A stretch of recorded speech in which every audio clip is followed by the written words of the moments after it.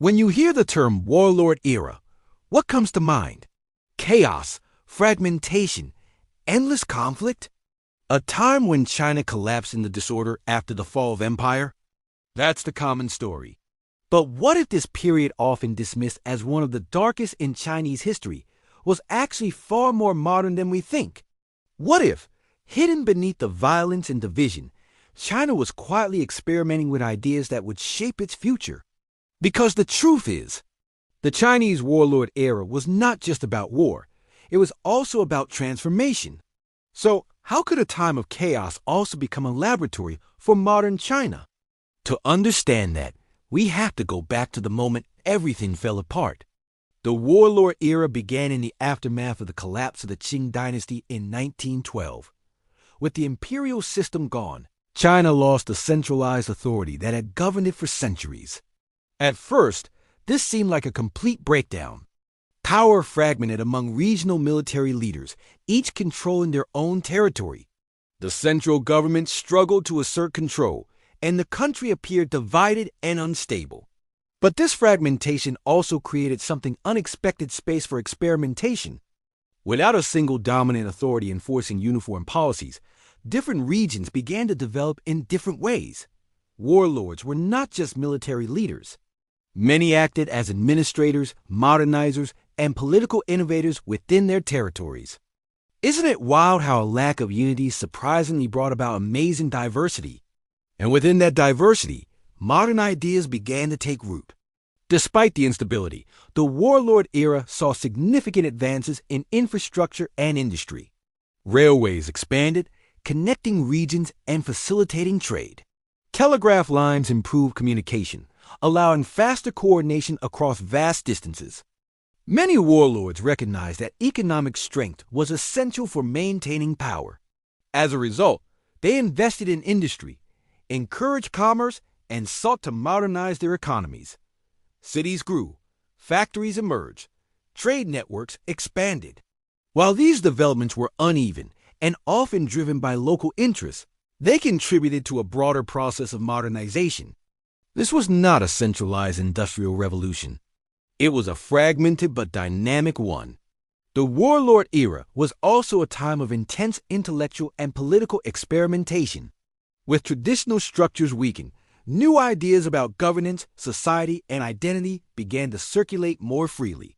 Movements like the May 4th movement in 1919 reflected a growing desire for reform, modernization, and cultural renewal. Intellectuals debated democracy, nationalism, socialism, and other political systems, searching for solutions to China's challenges. Different regions adopted different approaches, creating a patchwork of political experiments. While many of these efforts were short-lived, they contributed to a broader transformation in how China understood itself and its future. Ironically, even the conflicts of the Warlord Era contributed to modernization. Warlords invested heavily in their armies, adopting new technologies, training methods, and organizational structures. Weapons, tactics, and military strategies evolved rapidly, influenced by global developments and foreign advisors. This process created more professionalized and modern military forces compared to earlier periods. While warfare remained destructive, it also accelerated technological and organizational change. In this sense, conflict became a driver of modernization. During the Warlord Era, China became increasingly connected to the global system. Foreign powers, businesses, and advisors played roles in shaping economic and military developments. Ideas from abroad influenced education, politics, and industry. This period saw a blending of local traditions with global influences, creating a unique environment for change. Guess what?